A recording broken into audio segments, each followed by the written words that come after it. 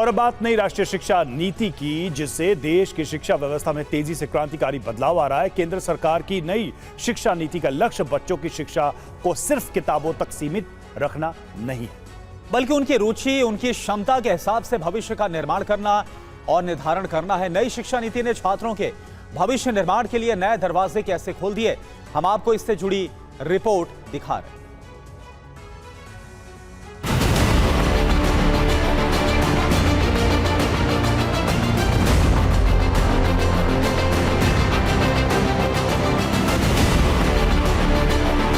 समान शिक्षा का मतलब है हर बच्चे की समझ और चॉइस के हिसाब से उसे विकल्पों का मिलना।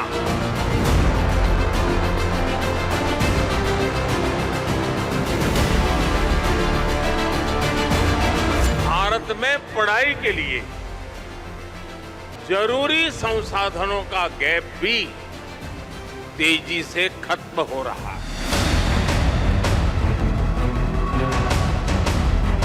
कभी पढ़ाई का मतलब था तय सिलेबस, तय विषय और उसी रास्ते पर आगे बढ़ना। लेकिन केंद्र सरकार की नई राष्ट्रीय शिक्षा नीति 2020 ने इस सोच को न सिर्फ बदला, बल्कि एक ऐसा मार्ग तैयार किया जिससे बच्चों का भविष्य संवर रहा है।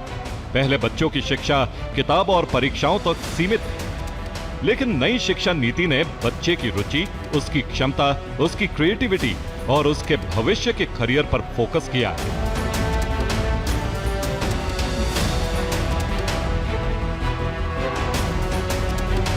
राष्ट्रीय शिक्षा नीति की प्राथमिकता है भारत के हर युवा को समान शिक्षा मिले, शिक्षा के समान अवसर मिले।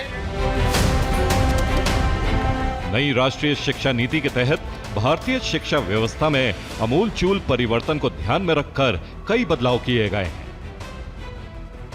जिसमें सबसे बड़ा अहम बदलाव है 10+2 वाली संरचना की जगह 5+3+3+4 वाला नया शिक्षा ढांचा।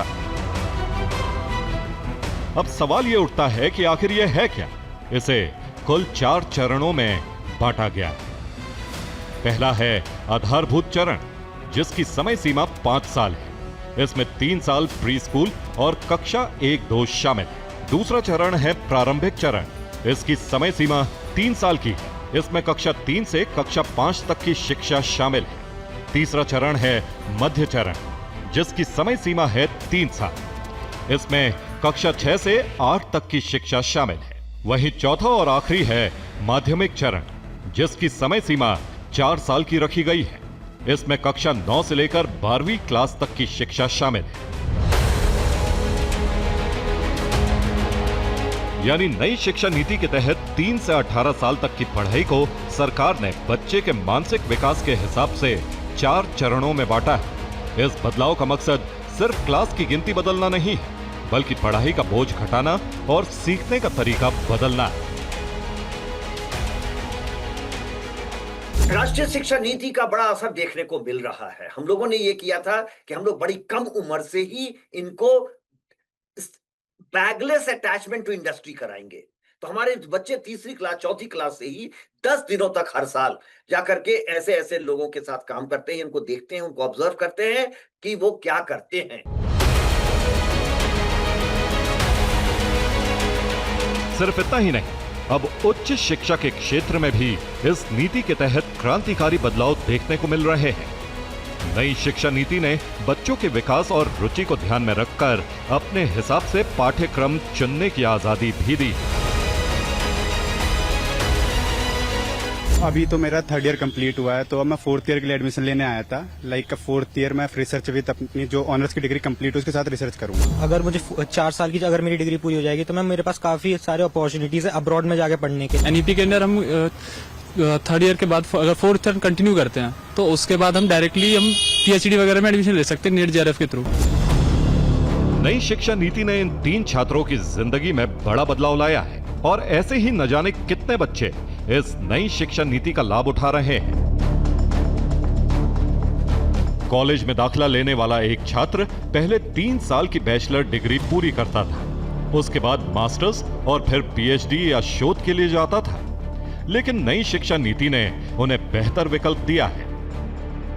पहले 3 साल की बैचलर डिग्री होती थी, लेकिन अब रिसर्च के साथ 4 साल की बैचलर डिग्री होगी। वहीं मास्टर्स को 1 साल के लिए कर दिया गया है। अब सवाल उठता है कि इससे छात्रों को क्या फायदा मिलने वाला है, तो उसे समझिए। पहले 3 साल की बैचलर डिग्री हासिल करने के बाद 2 साल मास्टर्स करना पड़ता था, फिर वो पीएचडी का पात्र होता था। लेकिन नई शिक्षा नीति के तहत रिसर्च के साथ 4 साल की बैचलर डिग्री लेने पर छात्रों को पीएचडी में प्रवेश के लिए मास्टर डिग्री की अनिवार्यता से अलग रास्ता मिल सकता है।